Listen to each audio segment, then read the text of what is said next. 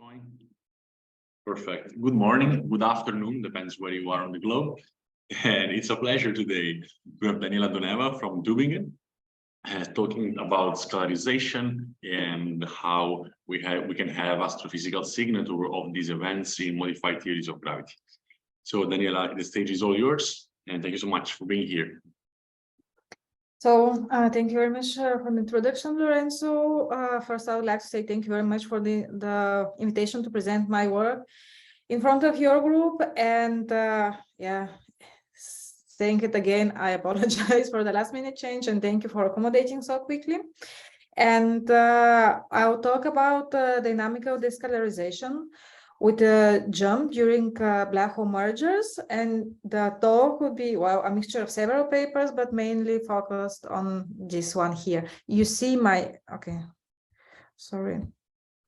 How do I change it? You see the mouse, right? Yes, we see the volume. Okay, and the work on this paper was performed with Stoicho and Alex, and also part of the results presented here were done in collaboration with Hooray. Okay, so this will be the plan of the talk. First, I'll talk about scalarization of black holes. Try to do it as quick as possible because, well, I guess that you have heard many internal talks about this in the past. Then I'll focus on two astrophysical implications for astrophysical black holes in nonlinear high dynamical scenarios, that is the stellar core collapse and binary black hole mergers. Okay, so let's start with a very brief introduction in scalarization. Well, I'll be talking about scalarized black holes or scalarized neutron stars. This means that we need a modification of GR that possesses a scalar field as an additional mediator of the gravitational interaction. And in order to have scalarization, we want theory to obey certain properties. Practically, we want a theory, a modified theory of gravity, that is perturbatively equivalent to GR in the weak field regime. So practically all weak field observations that are in perfect agreement in GR will be in agreement also with this theory of gravity. But we want for strong fields nonlinear effects to develop, and this will be the so-called scalarization. So what is important about scalarization is that this is a natural mechanism. This is a natural screening mechanism that is not just introduced by hand in the theory, but this is something intrinsic property of the theory. Since I'll be talking mainly about black holes and scalarized black holes, here I will present the action for a Gauss-Bonnet theory of gravity, where scalarized black holes for astrophysically relevant scenarios were discovered for the first time. And the nice property of Gauss-Bonnet gravity is that this is one of the few such theories that offer ability for scalarization for black holes that are, of course, astrophysically relevant, so not charged or something like this, that has equation of that has field equations of second order. Okay, so this is how the field equation looks like. Apart from the Ricci scalar, we have a scalar field that is non-minimally coupled to the Gauss-Bonnet invariant. The Gauss-Bonnet invariant is just the function of the Ricci scalar tensor and the Riemann tensor. And after varying this action, one reaches the following field equation. So the first one is an analog of the Einstein equations plus some terms coming from the scalar field. And this term here, that is actually a complicated function of the metric, is derivatives and the scalar field. And we have a second order equation for the scalar field. So what controls the theory here is the choice of the potential and the coupling function. So in most of the studies considered here, we'll forget about potential for simplicity. So we'll focus mainly on the coupling function. So with the proper choice of the coupling function, one can easily show that this system of equation would always admit the GR solution with a zero scalar field as a solution of this much more general system of equation. And this is the desired property of scalarization. This means that all weak field solutions will be also solutions of these field equations. but we want a mechanism for igniting, let's say, the scalar field for strong enough curvature, and the source of scalarization will be exactly this one. The source of scalarization will be the curvature of the space-time through the Gauss-Bonnet invariant coupled to the scalar field. Since we want to ignite the scalar field to have some type of instability leading to development of the scalar field, it's natural to focus on the scalar field equation. So let's isolate this equation and let's perturb the scalar field on the GR background. So practically we keep the metric here fixed and perturb the scalar field. Then from here we reach this very simple equation where the effective mass is defined just as the perturbation of this term here. Well, this is a very simple wave type equation, and we already know that when the effective mass is the square of the effective mass is less than 0, this equation leads to exponential growth of the scalar field perturbation, and this is exactly the tachyonic instability present in the system that leads that can lead, for example, a Schwarzschild or Kerr that can make a Schwarzschild or Kerr black hole unstable and lead to the development of non-trivial scalar fields. So we'll be searching for cases when the effective mass is less than 0. Okay, so let me systemize the cases. What are the possibilities for scalarization depending on the terms entering in the effective mass? So this is again the equation for the perturbation of the scalar field and the equation for the effective mass, and this should be less than 0. So the effective mass, once we fix, for example, the mass and the angular momentum of the black hole, will be only controlled by this term here. Why? Because this is positive. Gauss-Bonnet invariant is determined by the background Schwarzschild or Kerr solution, and the only thing that depends on the theory is this term here. So that's why everything is controlled by the coupling function here. And let's, in order to see how it can contribute, let's take and expand it in series of the scalar field, and let's see what every term here means. Okay, so this is just a series expansion of the coupling function f, and the first term is not relevant. It can be scaled away, so we won't focus on it. The second term, proportional to phi, this is the so-called, this corresponds to the so-called Einstein-Dilaton Gauss-Bonnet gravity, where all solutions are, where the phi equal to 0 is not a solution of the field equations, and all solutions will have a non-trivial scalar field. So this is not the case. This is another interesting case, but this is not the scalarization case, so I will leave it for now. Okay, so let's assume that this term is 0 as well, and let's focus on the rest of the terms. And the first term that can lead to scalarization is the term containing the phi squared term.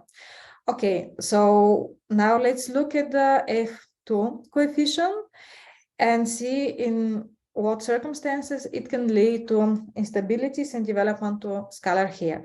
Okay, so after looking at this equation, so the Gauss-Bonnet invariant is actually always positive for Schwarzschild black holes. So if you want to be able to scalarize not only rotating Kerr black holes, but also non-rotating Schwarzschild black holes, then if this is always positive, then the second derivative of the scalar of the coupling function should be positive as well in order to reach a negative effective mass. So this type of coefficients, this is the standard scalarization when Schwarzschild black hole can also become unstable, and this is the first time when scalarization in Gauss-Bonnet gravity was discovered. It's for rapidly rotating black holes, it's possible that this term becomes negative close to the black hole horizon, and then it's possible to reach a negative square of the effective mass for negative F2, for negative coefficients here. So in this setup, that can be realized only for very rapidly rotating black holes. We have the so-called spin-induced scalarization. Okay, so something that my talk will be heavily based on later on is the case when we also cancel this term as well. So then we will be left with only higher order terms in the scalar field, which means that if you plug a coupling function like this in the expression for the effective mass, you see that the effective mass is always 0. This means that if you forget about these terms here, Schwarzschild will be always a solution of the field equation, and Schwarzschild will be, or curve will be always linearly stable. But what I'll show in a minute is that it can be linearly stable, yes, but non-linear, it can be non-linearly stable. What this means that if we have a strong enough perturbation, we can go from a non-scalarized curve state to a scalarized black hole case. Okay, and instead of considering a function expansion like this, the function that the results will be produced with is the following one. So this is practically, these here are normalization factors, and we have an exponent of phi squared plus coefficient phi to the power of 4th. So this, of course, can be expanded in a way like this. Just the exponential form is better manageable for calculating the actual black hole solutions. Okay, so now let's stick to this function and see what the different terms in this function look like. Okay, so first forget about the phi squared term and keep only the quadratic term in the scalar field. Then we have the standard scalarization. And this is how the diagram for the scalarized black hole solutions look like. On the y-axis, we have the scalar charge, and on the x-axis, we have the mass of the black hole. So the scalar charge is just the leading order asymptotic of the scalar field at infinity, and is practically a measurement for the strength of the scalar field. Okay, so here Schwarzschild black holes correspond to the x-axis. Why? Because, well, they have 0 scalar field and 0 scalar charge. And at some point we see the appearance of the red branch, which corresponds to the scalarized black hole solution. So practically in this regime, from this point on, that we call point of scalarization until infinite, until m goes to infinity, then we always have Schwarzschild black hole stable. At this point, though, Schwarzschild solution loses stability, and from this bifurcation point to m equal to 0, we have instead the scalarized black hole solutions appearing. Why? Because Schwarzschild is stable, and we need another stable state for the black hole to go to, and this is the state with black holes with scalar here. So the good thing is that this branch here is stable, at least in most of it is stable for this coupling, and it's important that it's energetically more favorable. So if we have practically a small black holes, and this Gauss-Bonnet gravity was the true theory of gravity, in this regime we'll have always the scalarized black hole appearing as a true astrophysical object. Okay, so this was for the phi squared term. Okay, now let's turn on the quartic term with respect to the scalar field. Then what happens? So we have the quartic term, and we have also a coefficient kappa that controls the relative strength between these two terms here. So when we increase kappa, so when we increase the contribution of the quartic term, the red curve that are the scalarized solution, the standard scalarized solutions, starts being deformed and starts moving, let's say, to the right. So instead of having this red curve here for large enough kappa, it deforms to the orange curve. So what is important here? So there are two things. First, here one can see that scalarized solutions exist for regions where Schwarzschild is stable. So from here on, Schwarzschild is stable, right? But we also have the scalarized solutions, even though Schwarzschild was stable. So this is not the case with the only phi square coupling, where scalarized solutions could exist only when Schwarzschild was unstable. So if we turn on this kappa, this phi to the power of 4 term, we can have this interesting case. And also we could prove that not only this is stable, but it's stable only to this point. So practically the orange branch is stable up until this point, and the dashed part of the branches are unstable. So why this is important? This is important because imagine that we have some astrophysical process that is helping us somehow move along this branch. So we'll have the scalarized black hole moving here, but the moment when this scalarized black hole jumps from here to here, this is something happening with the jump. So this means that we have an abrupt change in the properties of the black holes once we go from this branch to this branch, just because there is no continuous connection between both, because this part is unstable. So from here to here, we always should have a kind of a phase transitions. So it gets So let me ask a question. I think Lorenz wants to ask one, if that's okay. Is that okay? Can I ask a question now, or would you prefer at the end? No, yeah, it's perfect. Okay, so two questions. First, these considerations you are doing about stability, are they based on radial perturbations of these models? Yes, so together with Jose Vasquez Salcedo, we have performed the radial stability and of these solutions, and the situation is practically the same as for the standard scalarization. So this is always unstable, this is stable, and somewhere here we have loss of hyperbolicity. So there is, I mean, apart from the fact that this part of the branch is unstable, everything more or less repeats the stability analysis for a standard scalarization. Okay, and if I see now that you have for the same mass, lambda, you have, besides the Schwarzschild solution, you have two scalarized solutions, right? So if you do just entropic arguments for comparing, do you see that the unstable scalarized solution has a lower entropy than the Schwarzschild solution, or does it still have a higher entropy? And the highest entropy one is the stable one. So in other words, do the entropic arguments match your stability analysis?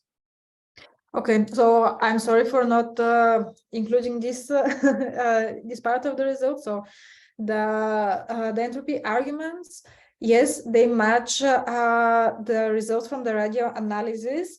So at this point is a cusp in the in the diagram. If one looks at the entropy, so this is indeed a point where one should know that stability changes, and this branch here has lower entropy than this branch.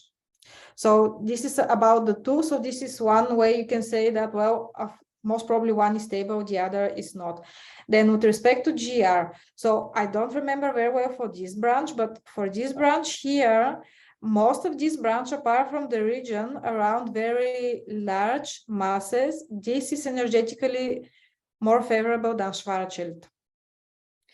So, but it happens a transition between both, I would say. So around here, but it depends also on the parameters. So around here, around the maximum of the mass, this part of the branch is energetically less favorable. But actually, if you look closer at the pure scalarization, you will notice that very close to scalarization point, this red branch, also gets energetically less favorable than Schwarzschild. And this happens not only for black holes, this happens also for neutron stars, but this is really very close to the bifurcation point, I would say. And so this is not a property present only for this kappa term. So also the red branch here is energetically less favorable, but Schwarzschild is still unstable. So this is the one that realizes.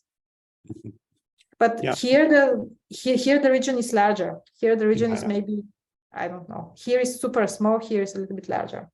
Right. Yeah. Just a comment. We looked at a kind of not this model, but somewhat similar in spirit, just with an F to the 4 and not with the Gauss-Bonnet. This was the charge scalarization. Yeah.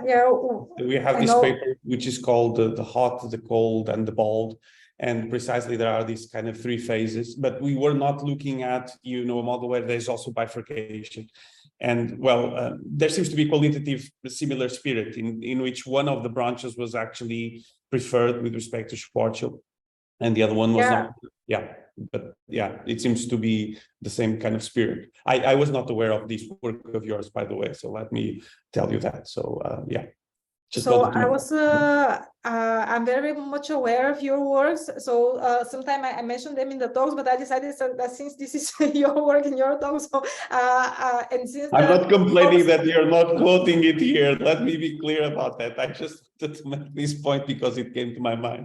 But anyway, I very well know your results and recite them, and the picture is qualitatively similar. Yes.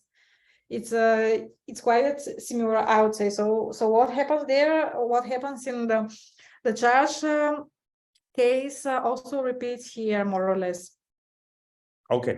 Thank you, Daniela. Thank you, Lorenzo. Open, yes. Can you hear me from here? Yes. Okay, because they told me there is some kind of Carlos stole my first question, so I just do another one.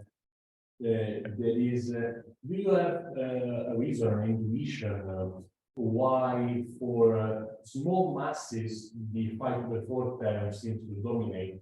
Because I guess I see you have that your solutions are basically all the same for a lot of different values of kappa when the masses are small in this diagram. But then when the masses is increases, then the kappa terms matter more as I see from the right part of the plot. So is there a specific reason why small masses basically do not see the effect of kappa? To be honest, I never give too much thought on this. So the only thing that I can tell you, so I don't have a definite answer.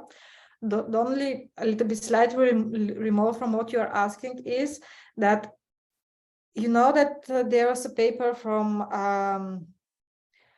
Thomas, Hector, and some collaborators where they have studied only 5 to the power of 2 to the 5 plus 5 to the power of 4 plus some coefficients in front. And there, I think it was very nicely shown that the relative strength between both actually controls very heavily whether this branch turns to the left or to the right. And whether it turns to the left or the right, it's crucial for the stability. So if it turns in this direction, it's unstable. If it turns to the other direction, it's unstable. So the relative strength practically says in which direction it will turn. So this is one just quantitative study about this issue, but why they coincide for small masses, I just have to think. I don't have an easy answer about this. Okay, thank you, no worries.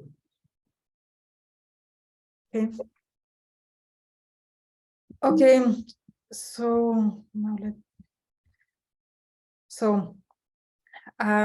okay, what happens then if we forget about the phi squared, turn off completely the phi to the phi squared term and keep only the quartic term with respect to the scalar field? Then the scalar charge as a function of mass diagram looks in the following way. So now Schwarzschild will be always a solution of the field equation and always linearly stable because the effective mass of the square of the scalar field will be 0. So instead of having bifurcation points, we have branches looking like this. And we could again show that only the upper part of the branch is stable, while the lower part of the branch is unstable. And here for Carlos here is the same thing. So this branch is energetically less favorable than this one. And most of this branch is energetically more favorable than Schwarzschild. So everything repeats here as well. Okay, so here we have the same thing. So, Daniela, sorry, you say energetically, not entropically. Entropically, but okay, that's what you meant, entropically. You are comparing entropically. Thermodynamically, thermodynamically more favorable. If you were talking about something else, okay. Yeah, no, I mean, I always mix the terminology with neutron stars because then, never mind. So then for neutron stars, the terminology is a tiny bit different the standard, but I mean thermodynamically more preferred, and Okay. with this has a lower entropy than this one. Good, thank you. Okay, so this is only with the phi squared term. Okay, so let me just discuss about the constraints on this theory coming from astrophysical observations. And the truth is that, well, for now, even though there is a huge development in the field of scalarized black holes, the astrophysical implications and the confrontation with observations is still not that terrific. So perhaps the strongest results come again for neutron stars, and especially from binary pulsars. Why? Because if one manages to scalarize a black hole, then a neutron star will be most probably can be also scalarized. But we observe neutron stars, pulsars in closed binary systems, and we observe indirectly the gravitational wave emission.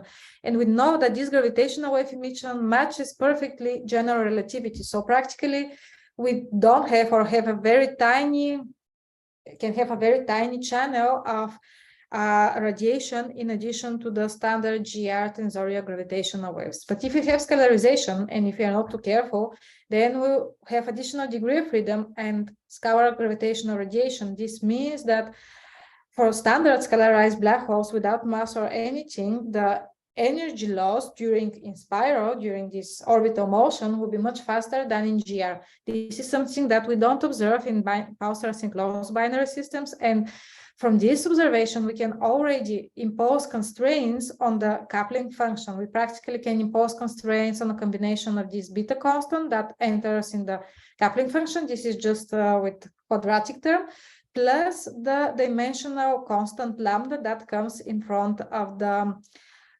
coupling function. So if one if one calculates the constraint coming from binary pulsars, then it turns out that the constraint is the strongest on lambda. So lambda should be somewhere between 15 and let's say 35. And this depends on which binary pulsar you are taking, on which equation of state you are taking, and so on. But lambda should be for sure smaller than 35 in our dimensionless units. And the constraints on beta are a little bit not so sensitive, but this important thing is that these constraints on lambda and beta, they can translate to black hole. And we can already say that black holes with very large mass cannot scalarize, because why? This is a contour plot of the mass of the black hole with superimposed constraints coming from neutron stars. And this is the maximum mass every point is the maximum mass one can achieve for this lambda and this beta. And one can see that the maximum mass is constrained, a scalarized black hole is constrained by this line here. So actually more or maybe even less massive black holes can scalarize. So the binary pulsar is already imposing strong constraints on the theory. Of course, this is for the pure vanilla scalarization Gauss-Bonnet model. If we consider different couplings, for example, coupling of the scalar field to the Ricci scalar, or if we add even a tiny bit of mass of the scalar field, then we can easily suppress this scalar dipole radiation, and we can have agreement between the theory and the binary pulsar observations. And let me just briefly mention, of course, your very nice work on constraining scalarization through binary black hole mergers. Practically, yeah, I mean, if one manages to observe the spiral with a good enough accuracy, then also strong constraints can be put on this. But I would say in order for this effect to be the binary pulsars, we just need a bit more observation and a bit better accuracy, but I guess sooner or later this would come. Okay, so now enough about the background models. Now let's move to the dynamics, to dynamical development of scalarization. And let's see how practically we can start from a Schwarzschild black hole, superimpose a small scalar field perturbation, and observe the growth. And this is exactly the time evolution of a small scalar field perturbation. on the Schwarzschild background. So this is the evolution of the scalar field at the horizon as a function of time. So practically, if the Schwarzschild black hole is unstable, then any small perturbation will grow exponentially, but the exponential growth cannot last forever. Instead, it would settle once the scalar field reaches large enough values. Nonlinear effects will start operating because this exponential growth is just based on the linearized treatment. So nonlinear effects will start operating and the scalar field would saturate to a constant equilibrium value. That will be the static scalar field configuration around the Schwarzschild black hole. Okay, so what happens with the nonlinear scalarization? Because I told you there, Schwarzschild is always stable, so we cannot, any arbitrary perturbation would not grow exponentially because we don't have instability. The effective mass of the scalar field is always equal to 0. What we can observe and what we observe with the dynamical simulations is the following. So imagine that you start pumping scalar field onto a Schwarzschild black hole, but this scalar field is not strong enough. Then we are in the black line regime. So practically, if we just add a scalar field perturbation that is small enough, this scalar field perturbation will just excite the scalar quasi-normal modes, and the scalar field will be exponentially damped, and we'll simply observe the quasi-normal modes of the scalar field. Okay, but what happens if we start increasing the amplitude? So here, different lines corresponds to different initial amplitudes of the scalar field perturbation. So if we perturb the black hole, let's say non-linearly, if we provide enough scalar field energy inside around this black hole, then instead of having this quasi-normal ringing and emission of the scalar field, we'll have a settlement of the scalar field around the black hole to an equilibrium value. And that's why we call this nonlinear scalarization, because we need a nonlinear perturbation in order to excite the scalar field. The good thing is that if you somehow manage to trigger this nonlinearly, this state in most cases is energetically is thermodynamically preferred, and this is a stable state that would realize in practice if you have a real astrophysical scenario. Okay, but of course, having a black hole and just Daniela? Yes. Sorry. If I'm interrupting you too much, please just let me know. No, not at all. So I was wondering about these evolutions that you're doing here. So you're doing this fully non-linearly, not in the decoupling limit. No, we're doing it in the decoupling limit. This is what I haven't noticed. Okay. So we are just evolving this equation on the Schwarzschild background, and what is red is evolved, what is in blue is kept fixed. Okay. So I hope. I'm wondering, if you think that if you'd do it fully non-linear, it can be more challenging. And here, I know this is a tricky issue, but because, well, there's been these results on the hyperbolicity issues, do you think that in that case, doing it fully non-linear, this will become an issue in this type of evolution? So that's kind of... So this is exactly a question that I really hope I'll manage to answer you in a few months. So we are working on this. So we are working on including the back reaction of the scalar field on the metric. But my intuition is the following. So this here is an effect like, imposing a nonlinear perturbation and being able to excite a Schwarzschild black hole to a scalarized black hole. This is something generic. This would not depend on the back reaction. But what would depend on the back reaction, you're right, the loss of hyperbolicity. So whether this model here is more or less favorable or the same as for loss of hyperbolicity as the standard scalarization, this is something I cannot tell you. From what I can tell you only is that from the linear analysis,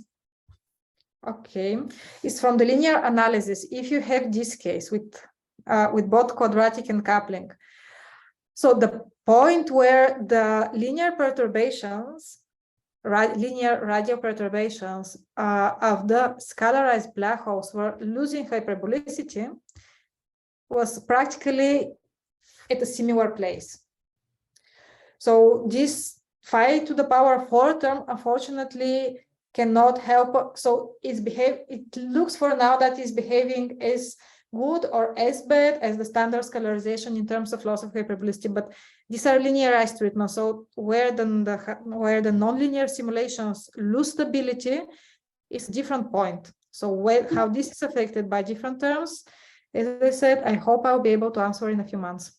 Okay, so it's an open question if there is a regime in which this non-linear process is completely valid within this effective field theory at the end of the day. So it's still an open question. We don't know at the moment, but yeah. I can tell you that with 99% we'll be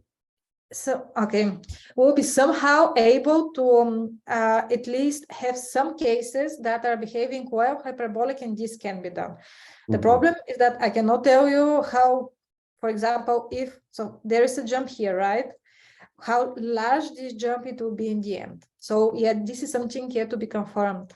What do you have to do in order to go from here to here or from here to here without losing hyperbolicity? Yeah. Okay, thank you for your thoughts. Can I add one thing? Yeah. Lorenzo wants to ask a question. Lorenzo, but to be honest, in this way, it's really very hard to hear you. So maybe if you come a little bit closer. Yeah, or you can just remove your... Sure. Is it fine now? Can you hear me? Okay, I was just wondering if I was interested instead in the black line, in the one that doesn't grow. So that from looking fast, is that precisely the Schwarzschild fundamental modes plus the usual tail, or there is some modification due to the fact that you have some terms more in the Klein-Gordon equation?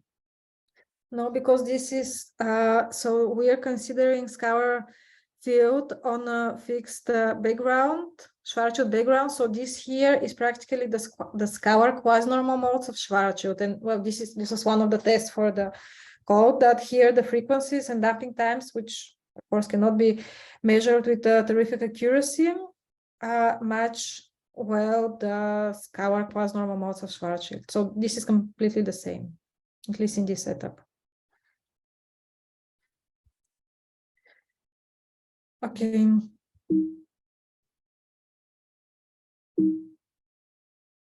Okay, so this was the model evolution, let's say, but well, isolated black holes or neutron stars, scalarized ones, are not produced in this way, right?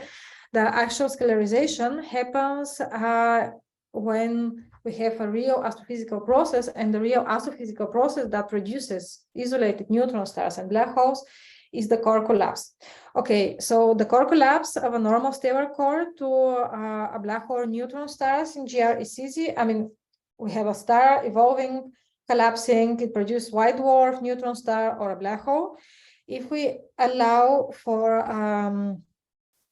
the presence of a scalar field and the possibility for scalarization, we can have much more complicated cases. So practically, the end state can be either pure bulk black hole or neutron star, or they can scalarize, or only they can scalarize in a certain point of the evolution. And here, this diagram here represents more or less what we call the core collapse zoo in Gauss-Bonnet gravity. So if we have a normal iron stellar core collapsing, then if we choose our parameters and the progenitor mass in a certain way, this core can collapse to a protoneutron star that is scalarized. Of course, if the progenitor mass is large enough, this protoneutron star would collapse eventually to a scalarized black hole. It can happen that the protoneutron star phase is not scalarized, and scalar field develops only when a black hole forms.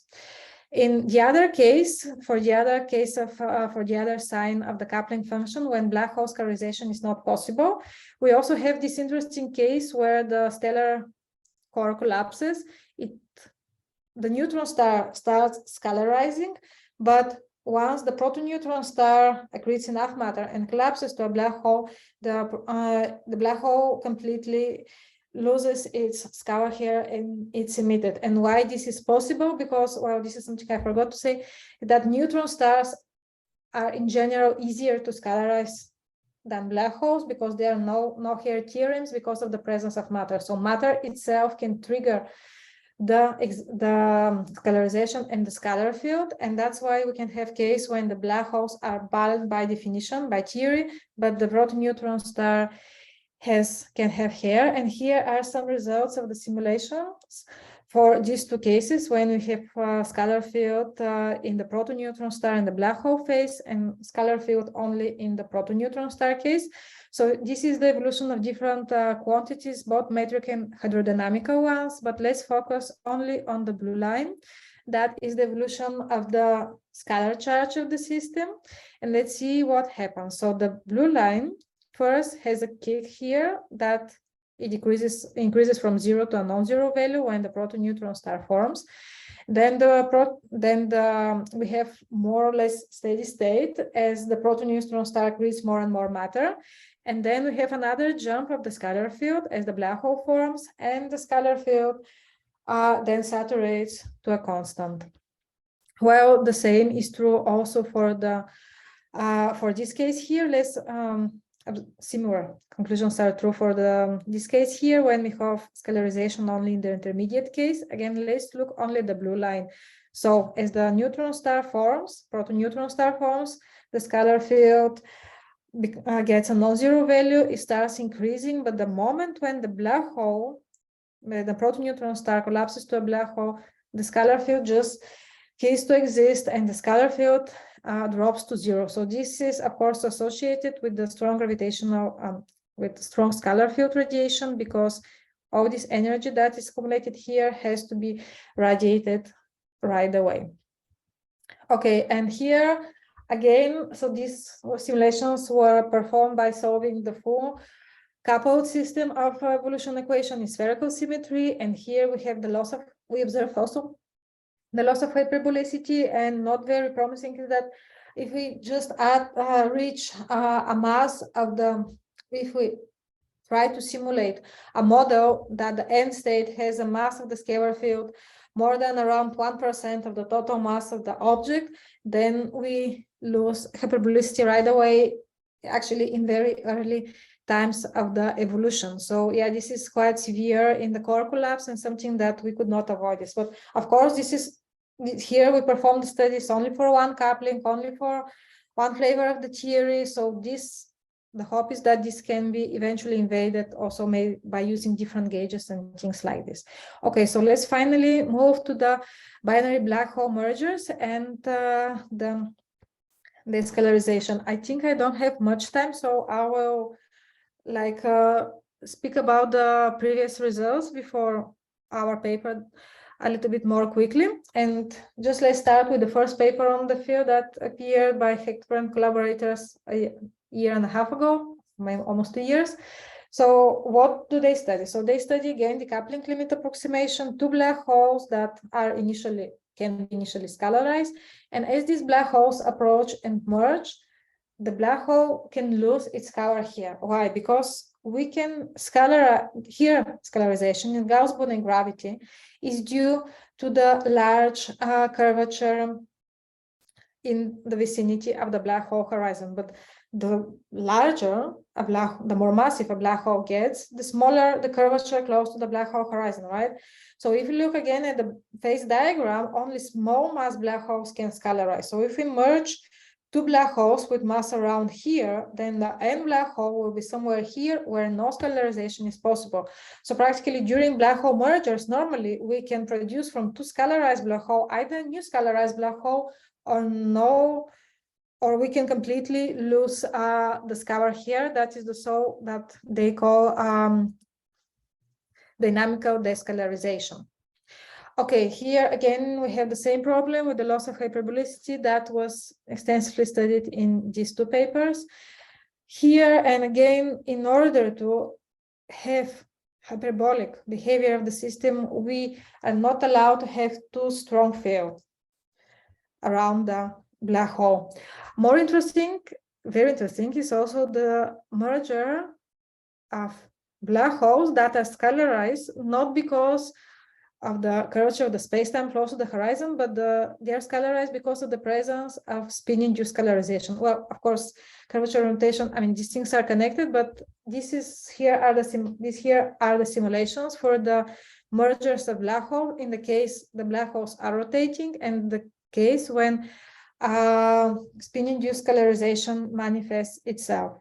Okay, so in this case, one could observe the merger of two non-scalarized black holes, and when they merge, the newly formed black hole will have much larger angular momentum and rotational energy. Why? Because it's not only the end angular momentum is not only due to the rotation of the individual black holes, but also coming from the angular momentum of the in-spiral during the in-spiral of the two black holes. So the end black hole can have a very large angular momentum. So even though the initial black holes are not scalarized, as they merge, scalar field develops because the end black hole is beyond the point of spin-induced scalarization. So they could observe also something else. So by adjusting the initial spins of the black hole to be opposite in opposite direction with respect to their rotation, what they could simulate the merger of two scalarized black hole, produce a merger of a non-scalarized black hole. Why? Because by this a little bit maybe artificial setup, they could reduce the end rotation angular momentum of the newly formed black hole.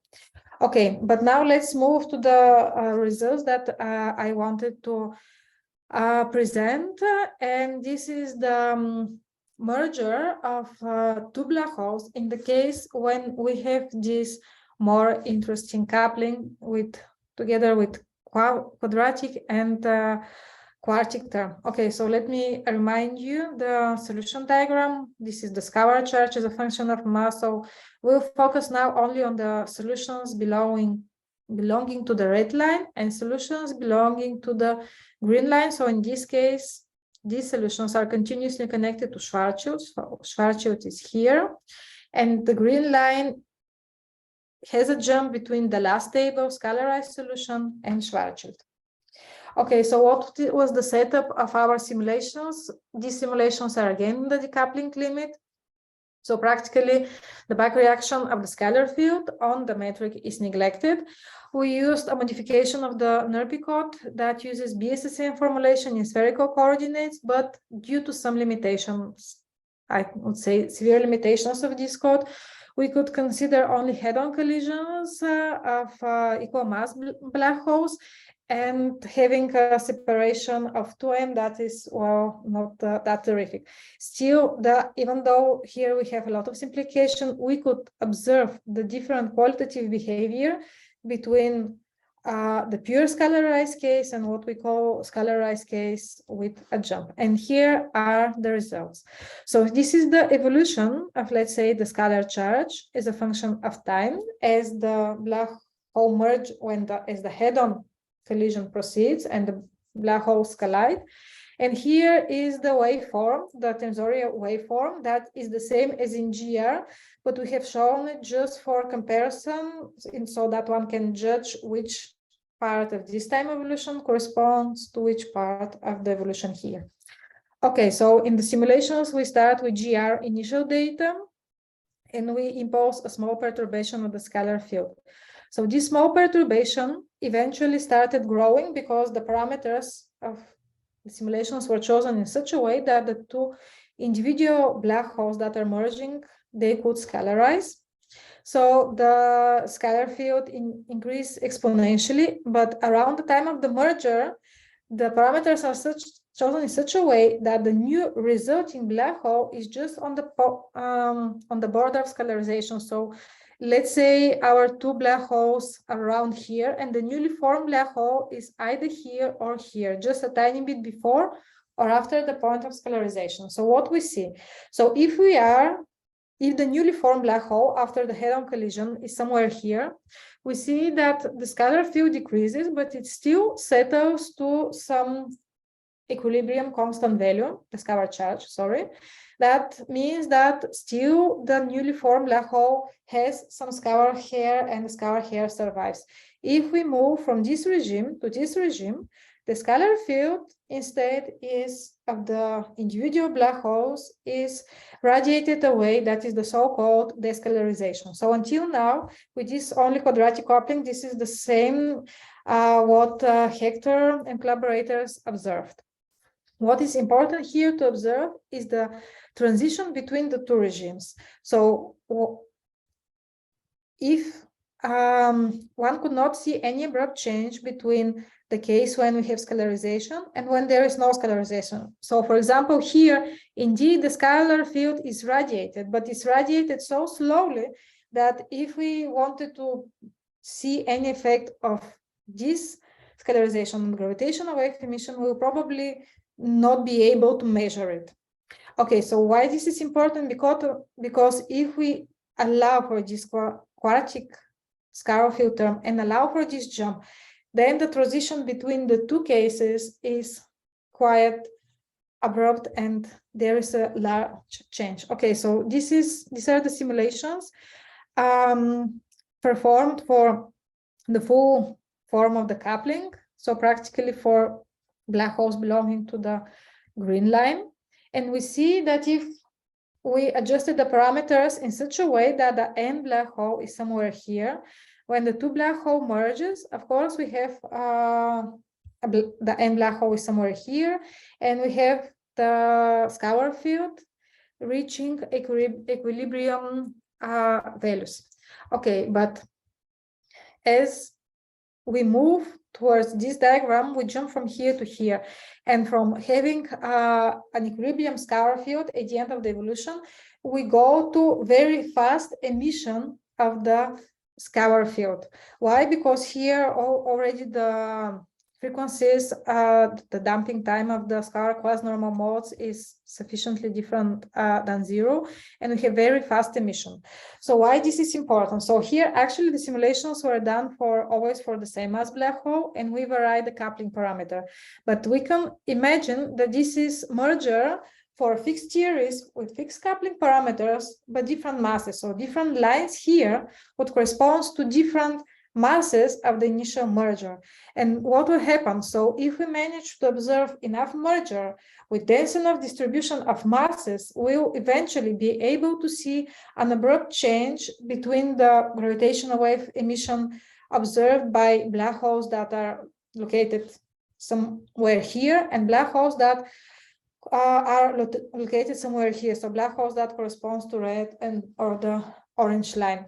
And why this is important? This is important because we'll be searching not for a quantitative effect in the gravitational wave signal, because modified theories of gravity have always this problem that they predict that the phase or the gravitational or the quasi-normal modes, they will be just a tiny bit shifted, but this shift can be due to environmental effects, can be due to, for example, not taking into account eccentricity or something else. So it's very difficult to distinguish between effects from modified gravity and other uncertainties in the model.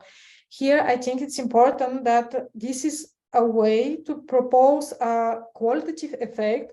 So practically something that we can clearly either see or not see in the gravitational wave signal. And if we don't see it, this can practically discard a whole class or ranges of parameters. Okay, so these are the conclusions. So I hope I managed to convince you that scalarization is a very interesting phenomenon and allowing to endow black holes with scalar hair. So black hole mergers can indeed lead to a strong release of the scalar hair and hopefully strong influence on the gravitational wave signal and the presence of a jump between different branches that can be actually similar to the first order phase transitions observed, for example, for neutron stars. Sometimes this is something that can give theoretically interesting qualitative difference in the emitted gravitational wave signal. Okay, so far so good, but the truth is that with the mergers, we are still in the beginning and we need a lot of steps to be undertaken until giving the definite answer whether our results indeed would imply something that can be detected with the present gravitational or future gravitational wave detector. So the outlook is to add back reaction. Of course, we should consider in spiral instead of the head-on collision, and we should explore better the parameter space. So these simulations that I presented you, they're just for just a few simulations with fixed parameters of the theory and so on. So these are the two steps that should be performed in order to answer well the question how observable this is. So thank you very much for your attention.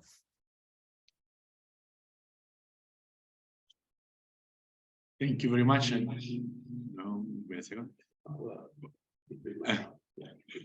Thank you very much, Daniela, for your very interesting and instructive talk. So right now we have some space for questions. So please unmute yourself and ask your questions. I see Sergio raise his hands. Please, Sergio. Hi, can you hear me? Hi, yes, I can hear you well. First of all, thank you for your very interesting seminar. So I'm not so familiar with these Gauss-Bonnet theories and things like that, but I learned a lot today. So thank you. So my question is, do you have maybe I missed this, but do you have some estimate on the effect of this discolorization on the gravitational wave signals? Because I was wondering if you could see some imprint of this discolorization on the gravitational wave signals. So this is something that is not only you wondering, so the whole community is wondering, I would say. So the problem is the following. Most of the simulations, not most, a big portion of the simulations now are in the decoupling limit. So practically decoupling limit in these theories cannot tell you anything about the effect on the tensorial gravitational waves that are observed by gravitational wave detectors. So the field of doing these simulations in the non-decoupling limit, so when considering the full system of equation and the back reaction of the scalar field of the metric, this is just starting. This is just something that started in the last 2-3 years, and the people are still fighting on the front to prove well posedness of this of the problem and to find a region where we can perform simulations without losing hyperbolicity. So I would say that this is something that is definitely under development, and once these problems are resolved or answered in such a way, I think that we'll have a more clear effect, more clear answer on what the effect of the in the merger is. But something that is also done in parallel. So here I was showing results for the merger simulations, but at the end, what we mostly observe is the inspiral, right? And then for the inspiral, you can not use nonlinear simulations. You need some post-Newtonian expansion. So another line of research is to do the post-Newtonian expansion in Gauss-Bonnet gravity. And this has been done for the case without scalarization, for the Einstein-Dilaton Gauss-Bonnet gravity. And then from the post-Newtonian expansion, you can already make predictions and confront with observations. I see. Thank you. Actually, if I may just very briefly comment. Can you hear me? Yeah, I can hear. Yeah, so just to say that in that work that you quoted with Wong, we are using for these sort of models, also the post-Newtonian expansion. Yeah, sorry. Yeah. So Sorry. yeah. Well, in that case, of course, I mean, there's this kind of tailored event, which is GW 190814, that we know has very small spin of the primary. And therefore that we can, knowing that GR is a good description, used to put constraints, because if the model were true, we knew there would be scalar radiation. So just to say that, and the point there is that there's a long in-spiral with about 300 cycles. So just using the in-spiral rather than the full, evolution with a merger that we cannot control, as you're pointing out, we can get some information and some kind of constraints, but it's a very tailored event and a very particular thing in that case. Well, just sorry, I mean, I was not precise enough. So your work was excellent, and I liked it also. What I meant though is something a little bit different. So if we want to fully model scalarization with post-Newtonian expansion, then one, apart from doing this post-Newtonian expansion, one should allow also for the post-Newtonian expansion, the modified post-Newtonian treatment, modeling also the moment of scalarization or descalarization. So this is what the group of Alessandro Bonanno has done for neutron stars.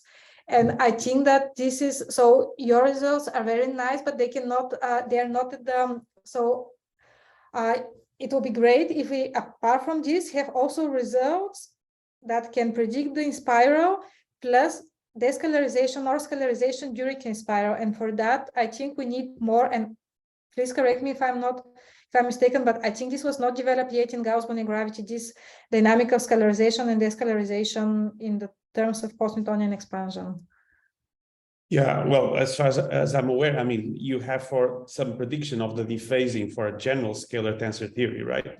And you have a leading post-Newtonian term, which was what we used in our model. So I don't think that this is tailored for this kind of thing, scalarization, descalarization.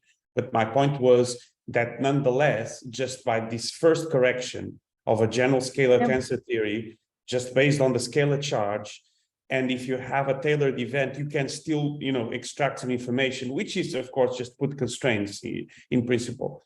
So I think that problem is very difficult, and we have to try in every possible front. And complementary approaches will certainly be useful, even if they are baby steps at the moment. So yeah, but I appreciate your point. It's just that I wanted to make also the point that you can do some little things. I completely agree, and sometimes these little things can give us more than the full picture, right? Absolutely. At least in terms of performance time. Absolutely. Okay, thank you. Sorry to interrupt. Yeah. No, you can go with your question. Hi, can you hear me? Yes. Okay, so thank you for your talk. So my question is about one of your final remarks.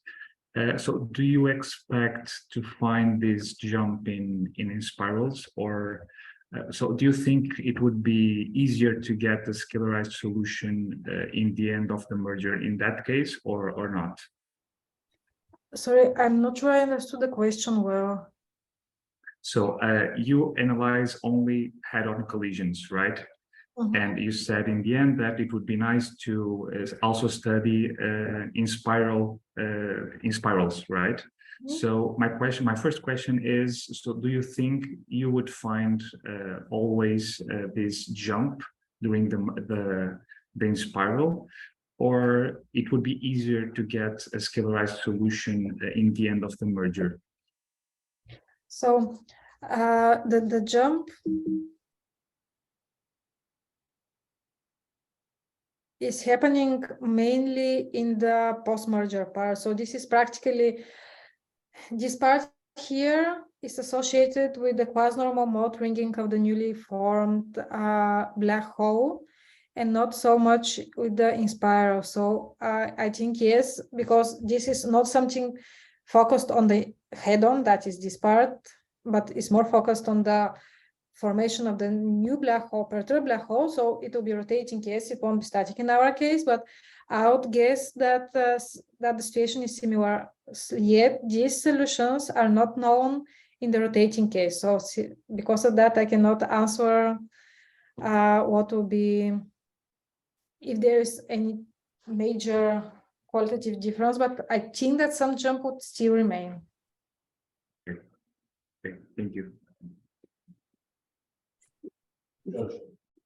Just before that, can I be a pain and actually Yeah, but so, I mean, the lesson that we learn from the usual case without the phi to the fourth term is that spin quenches scalarization, right? So in this standard model, so you get less scalarized solutions. So in an in spiral, you always get something at the end. Well, if you have non-spinning black holes, then final spinning black hole will have a spin of about 0.7, as we know, and therefore it would certainly quench the scalarization of that file. Of course, here, as you pointed out, we don't know because no one has computed the parameter space for the spinning solutions. But I mean, from that viewpoint, perhaps it might be a kind of educated guess to anticipate that spin might also have a kind of quenching effect in this case, and therefore the jump would be quenched. Would you be putting your money on this kind of possibility, or do you think there's a new ingredient in this case? So I think you're right. So in sense that the jump would be there, but in order, because if we want to see the jump, we need the GR solution and a large enough branch of scalarized solution, right? So Yeah. if only the GR branch survive and the scalarized solutions have very tiny scalar field, yeah, it might be difficult. I agree. Just because even if there is a region where this scalarized rotating black hole solution exists, it will be difficult to shoot exactly in this region or to have enough distribution. So I don't think that the jump would disappear. I think though that it might happen that this is too difficult to catch observationally. right. Yeah. And someone should compute these solutions then. Sorry? Someone should compute these solutions, the spinning solutions in this Yeah, case. and what I'll be more interested though is actually spin-induced scalarization. So I mean, for now you're almost the only one who can compute them, right? So you're you didn't. I'll be interested in something else. So this thing for spin-induced, I'm not sure that this will offer something more, but I'll be very interesting to see this diagram for spin-induced. Right. If something like this can exist. So this then might be interesting because the spin-induced case is the one that is not quenched by rotation. And if something like this can exist for rotating black holes, for spin-induced scalarized black holes, this is something I cannot give an easy answer. So I'll be happy to see it. Yeah. Thank you. That's interesting. Thank you. So, hi, Doneva. Thank you very much for your talk. My question is precisely about these solutions for the quartic term only. So, if the kappa is large enough, you have solutions that go to m equal to 0 and d equal to 0. But if the kappa is small enough, so for example, kappa equal to 25, you don't see that. So it's only just this green line that does not go either to m equal to 0 or to d equal to 0. So it's not connected to Schwarzschild. So is there a reason for this change? Is there some critical solution where you start to find naked singularities or something like that? Or is another reason why you find this result? No, we could not find naked singularities. And I don't have an easy answer apart from this, that these are nonlinear equations and everything can happen. But what I can tell you is that these solutions that normally start being detached from Schwarzschild, they are often completely non-hyperbolic.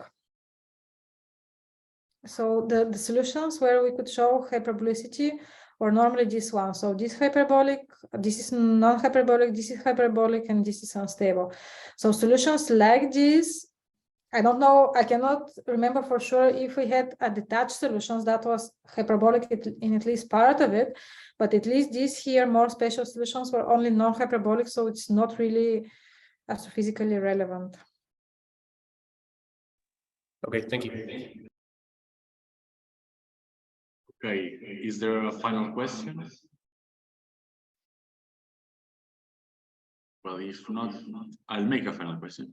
I just curious, I mean, as a general point of view, in 5 years, 10 years, do you think we would be able to rule out these models? Do you think we are, I mean, despite the fact that all of these might be proxy for something else or might be giving us some new interesting feature, from the observability and nature point of view, how do you think this will interplay in our knowledge for beyond care physics? So you mean whether after 5 years we'll be actually able to test these scenarios with gravitational waves, or what do you? Yeah. I mean, really understand your question. so the question would be, now we have gravitational waves, we might have also some other sources of information that might have shadows. So we are studying a lot of different models in different theories, but eventually some of those will represent nature, some of those will not. So how do you think this model that you are studying in this with these theories will actually interplay with nature? Are they really there? Is the scalar really there? Okay, so it's a very fundamental question. I mean, if I could give a full answer, maybe I can apply in Stockholm for a prize there.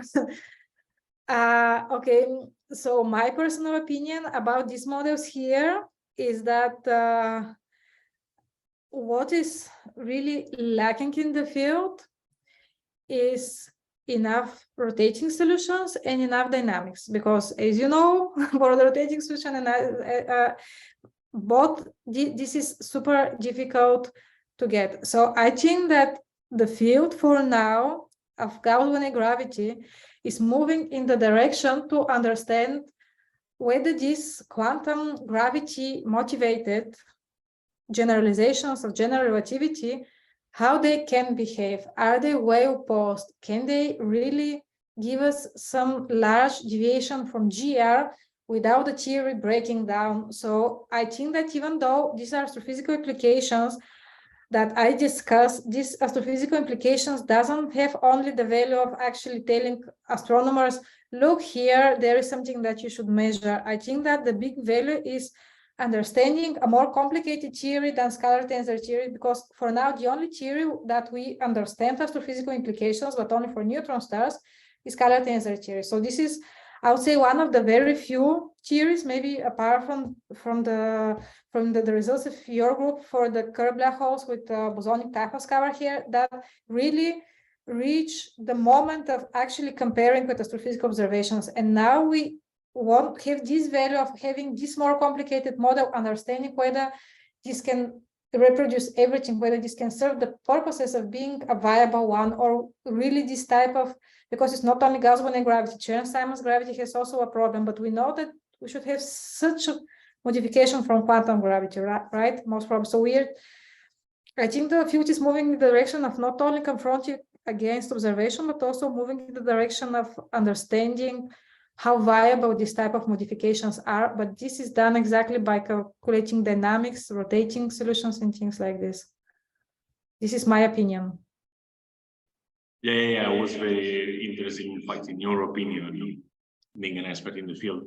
Okay, guys, if there are no further questions, I don't see any raised hands, we can thanks once again Daniela for the very interesting talk.